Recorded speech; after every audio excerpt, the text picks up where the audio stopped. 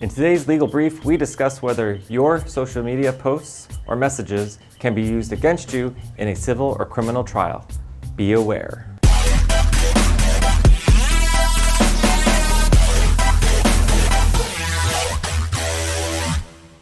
Like a lot of people, you post on social media a lot.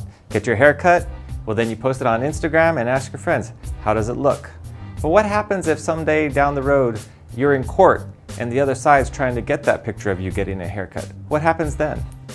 When you think about it, social media posts and photos are fertile grounds for discovery fights in all sorts of cases. For example, in a family law case, photos and pictures from social media might show the kind of lifestyle you're living, how much money you're making, whether you neglect your children or not, and maybe even infidelity.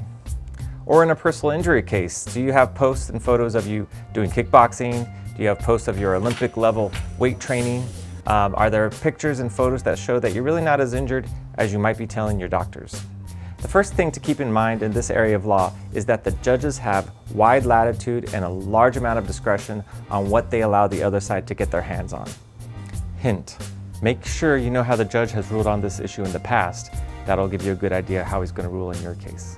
The second thing to keep in mind is that as far as the law is concerned, especially in Florida, the courts are looking at a relevancy versus privacy consideration and balancing the two. The case on point, well, really the seminal case in Florida is the Nucci v. Target case, which was a slip and fall case at Target. In that case, Target asked for a lot of information from the plaintiff's social media and cell phone. The court allowed limited access to that information. So what the judge in Nucci v. Target did was he crafted a discovery order which only allowed Target to get pictures from the social media posts from 2 years prior to the accident and then everything from the date of the accident to the present.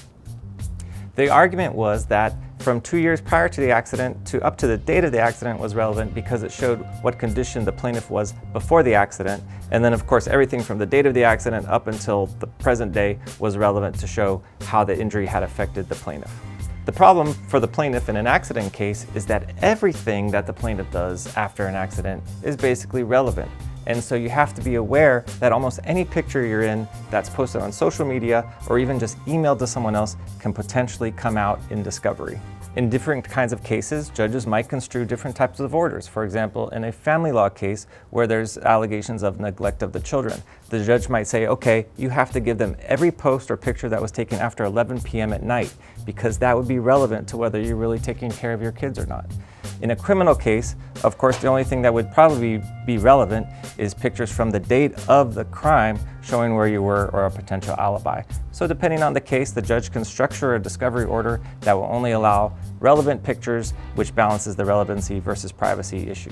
So in conclusion, it is very likely that the plaintiff or defendant, depending on which side you're on, can get your social media posts or pictures if they show that they're relevant to the case that you're involved with. So be careful. Anything that you do on social media can come back to haunt you. And subscribe below if you want to see more videos like this. Thank you.